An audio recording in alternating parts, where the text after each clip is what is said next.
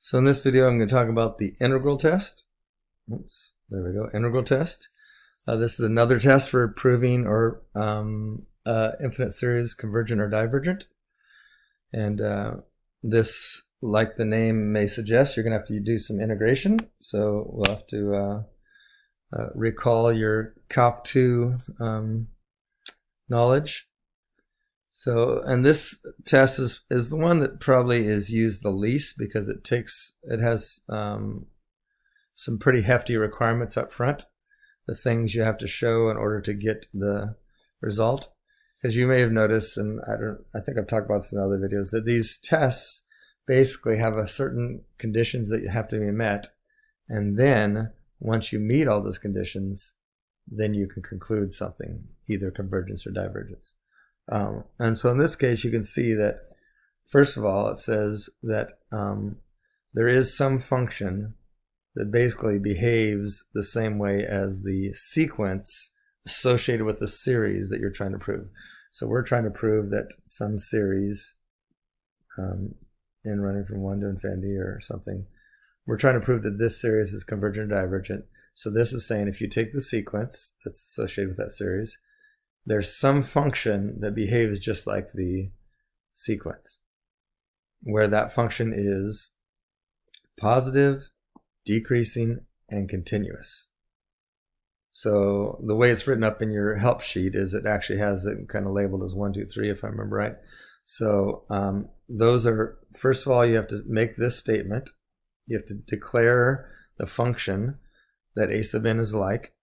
Then you have to show that that function is first a positive function. In other words, it's going to produce positive results no matter what you input.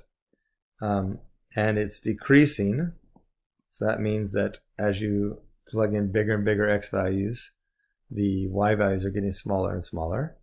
And finally, that it's continuous, which means there's no breaks or gaps in the graph of this function. Okay. Now, if you can find a function that behaves just like the sequence and meets these three conditions, then, so now we're not done yet, then if you can find the integral of that function with limits 1 and infinity, which means it's going to be an improper integral, if that improper integral converges, then the sequence or the series converges. And here's that if and only if again. If the improper integral diverges, then the series diverges. Oops. Okay. So you can see there's a lot of proving, a lot of things you have to show here. So let me pull up an example for you. So we'll start out with a simple one that we actually already know the result of. So here's a series that I want to prove convergent. Now we already know this thing's convergent because it's a p series with p equal to 2. So we wouldn't normally use the integral test on this. But we're going to do it just as a simple example to show. Okay, so what are the steps? First of all, we have to find a function. So we're going to say f of x is equal to, oh, and something I haven't been doing the last couple of videos I got to be better at. So first of all, I'm going to declare that I'm using the integral test. You should always say up front what test you're going to use. So I'm using the integral test. That way people know to look for the function and the three conditions. They know they can follow your proof easier if you tell them which test you're using. Okay, so I've declared I've used the integral test, which anyone that's following this knows I need to pick a function. Excuse me. So I'm going to pick a function that's 1 over x squared because this function behaves just like that sequence. This is a series, but the sequence associated with that series. So then I need to show that it is positive. Okay, so I'm going to say f of x is greater than 0 for all x. How do I know that? Because x squared is always positive. Okay, that's how I know that this function is always going to be positive. So no matter what I put in for x, the x is going to be squared, which makes it positive. So, and 1 divided by a positive number is always going to be positive. Okay, so we met the first condition. That was the first condition. The second condition is we're supposed to show that it's decreasing. Okay, now I'm going to show 2 different ways that it's decreasing, but you only have to show one, of course. So I need to show that the function is decreasing. So one way to do that, it would be to say that we know that 1 over x plus 1 squared is going to be less than 1 over x squared. In other words, if I put if I plug a number in 1 greater than that, it's going to be smaller. Okay, because keep in mind that this function, the domain of this function is just the real numbers, really, because we're plugging in numbers. If it's like the sequence, but it doesn't really matter. But what I'm saying is, if this is bigger than that, then the overall fraction is going to be smaller. Another way to say this is you could just say that because if a squared is smaller than b squared, as long as a is bigger than b, right? Again, that's showing that this function is decreasing, because when this number is bigger than that number, the overall fraction is smaller. So the bigger x gets, the smaller the function gets. Okay, that would be one way, and I think some of you might have trouble with that as far as writing it up correctly, the notation. So an easier way to show that a function is decreasing is by taking its derivative. So if I take the derivative of the function, I get negative 2x to the negative 3, which is equal to negative 2 over x to the negative 3, x to the third. Now, because we know that x is always positive, so this is negative, and this is less than 0 for all x greater than 0. And that's all we need to show, because remember the sequence, we're plugging in numbers basically 1, 2, 3, 4, 5, 6, 7, 8, 9, 10. So we don't have to worry about plugging negative numbers in here, because we're never going to do that. So this is, as long as x is greater than 0, this derivative is less than 0. So so f prime of x is less than 0. Therefore, f of x is decreasing.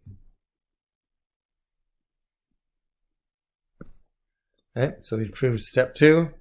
The third step, remember, was continuous. And we'd say step 3 here is f of x is continuous for all x greater than 0. Oh, actually for all x not equal to 0, actually.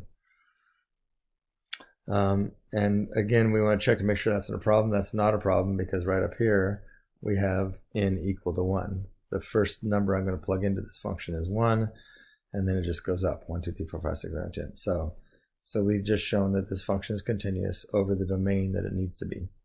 Okay, so we've met the 3 conditions, and so now we're really just beginning, because now what we're going to do is we're going to take the integral running from 1 to infinity of 1 over x squared dx. We're going to figure out whether that's convergent or divergent. Okay, now remember, when you're doing improper integrals, you can't just do them like normal, because normally you would use the fundamental theorem of calculus part 2 and integrate and then just plug in the limits of integration, but I can't plug in infinity. So what I'm going to do is I'm going to say this is equal to the limit as b approaches infinity of the integral from 1 to b of 1 over x squared dx. Now I can go ahead and take the limit. Take the integral. Of course, the integral of this is, let's go back down here. Now I'm going to keep writing the limit because I haven't taken it yet. B approaches infinity. The integral of this is going to be, if we think of this as,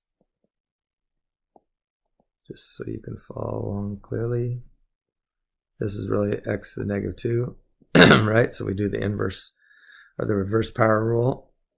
So this would be raise the power 1, because in derivatives we drop the power 1, right? So this would be x to the negative 1. And we need a negative out front here. So then we just check real quick. If I take the derivative of this, will I get that? Well, the derivative of this would be negative 1 times 1, which would be positive 1. Drop the power 1 down to negative 2. Sure enough, that works. And then we're going to evaluate this from 1 to b. Okay? Still write the limit because I haven't taken it yet. It's ugly infinity. Here we go. So I'm going to plug in my limits of integration. So that would be negative 1 over b minus a negative, which would be plus 1 over 1. Right? So now as b approaches infinity, this is going to approach 0. And this, of course, just stays at 1. So when we evaluate this limit, we get 1, which means the integral converges. And so we can immediately go to, the test says, whoops, where is the test? Up here. The test says that if, did I erase that part of the test? Yeah, remember the test says if you're looking on your convergence, or your help sheet, right? If it meets the 3 conditions, oh, there it is, yeah. I did erase it. So the test says if you meet the 3 conditions, then basically it gives you the series is going to behave just like the integral. And since we just showed that the integral converges, therefore the series that I'm concerned about also converges.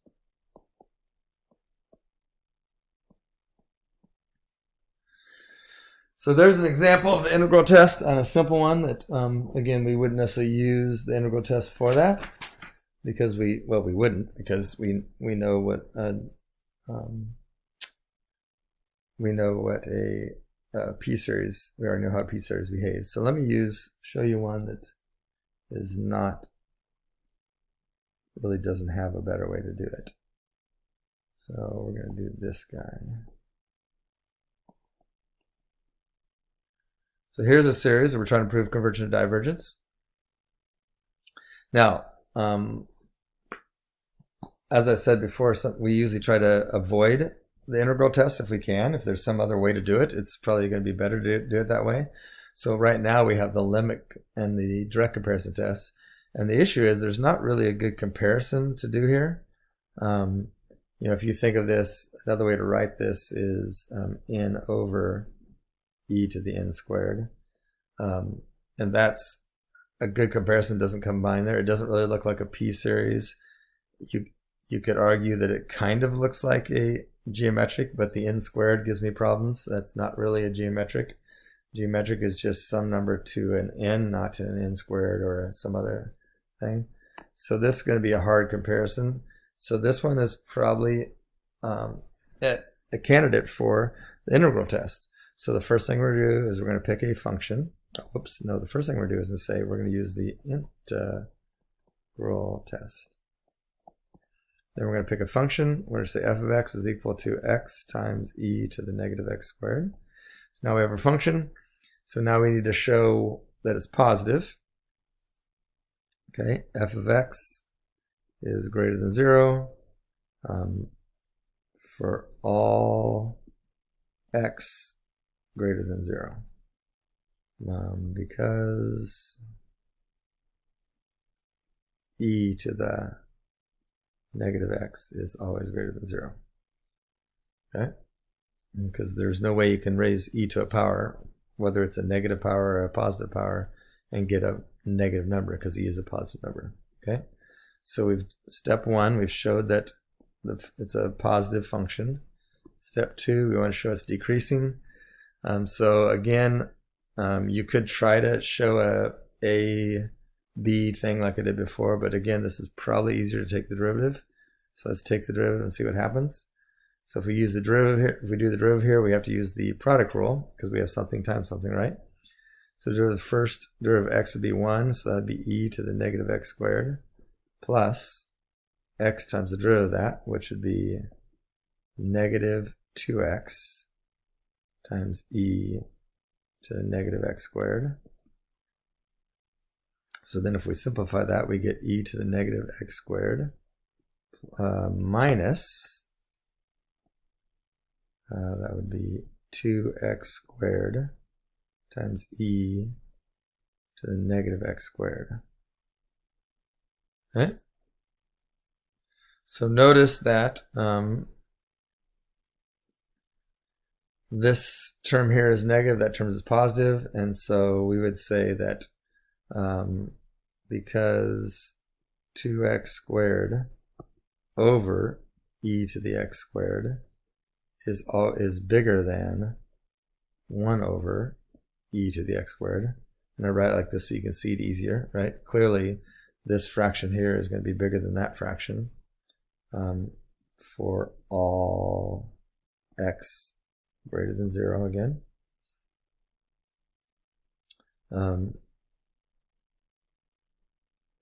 So since that's true, because this term is always bigger than that term and this term is negative, that's going to make the overall, that would require f prime of x to be less than 0. Since derivative is negative, function is decreasing. So we showed the function decreasing. Step 3, we need to show that it is continuous. So f of x is continuous for all x. Let's see, what is it? Where's my original? Yeah, for all x, because e to the negative, or e to the x squared does not equal to 0. Because that would be the only problem really, right? Because we just got to make sure the bottom of the fraction is not 0, because that would cause a discontinuity, and e to the x squared never equals 0. So we showed that it's continuous. So now we just got to take the integral. So the integral running from 1 to infinity of x times e to the negative x squared dx. This is going to test your integration abilities a little bit. You may have noticed that this little part out here is roughly the derivative of that, which means this is a great candidate for u substitution. So, but before I do that, I need to set it up, turn it into an improper integral. So I'm going to go with the limit as b approaches infinity of the integral running from 1 to b of x times e to the negative x squared dx. So now I'm ready to go. And if I'm going to do u substitution, I'm going to let u equal negative x squared. That means du is equal to negative 2x dx, right? So, so that means I have the limit as b approaches infinity of the integral. Now, u is negative x squared. So when 1 is x, that would make u negative 1, right? I'm adjusting my limits based on the integral, based on the substitution. And when, since u is negative x squared, then b would be, b would be, so b is x, so that would make u negative b squared. So I just adjust my limits so I don't have to switch back later. So then in here, I'm just going to have e to the u du. And then we want to check to make sure that that replaces everything. So notice that e to the u takes care of all of that, right? And du takes care of that and that, but it brings in an extra -2, right? So that means we have to go out here and put a little -1/2 out front to counteract the -2 that the du brings in. So this is just a quick little refresher on u substitution. Okay, now we're ready to integrate. So we're going to go ahead and integrate. So the limit as b approaches infinity of, and I'll just leave that -1/2 out there for a minute. The integral, of course, of e to the u is just e to the u, which is really nice. Okay, and then we're going to evaluate that from -1 to -b squared. Okay, so we still have the limit as b approaches infinity, and this is going to be, let's see, -1 -1/2 times e to the -b squared minus a -1/2, which would be +1/2 times e to the -1.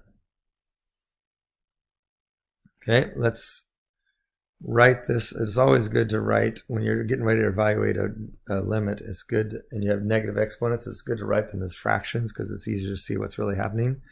So I'm going to have a -1 over 2 times e to the b squared plus 1 over 2 times e. So now as b approaches infinity, this whole thing is going to approach 0 because the top is set, the bottom is getting bigger and bigger and bigger, which makes the fraction, overall fraction, get smaller, so it's approaching 0. So this is going to approach 1 over 2e, which is a constant. So that means that the integral, the improper integral, is converging. So integral is convergent.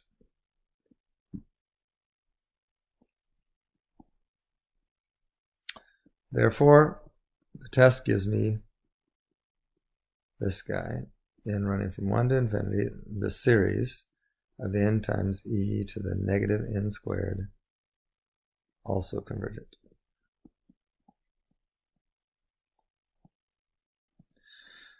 You may have noticed sometimes I say converges and also converges, and sometimes I say convergent, also convergent. Same thing, it doesn't matter. You could have said here the integral is converging, or the interval converges, therefore this series also converges. It's the same thing, it doesn't matter. Okay, so there's a couple examples of the integral test.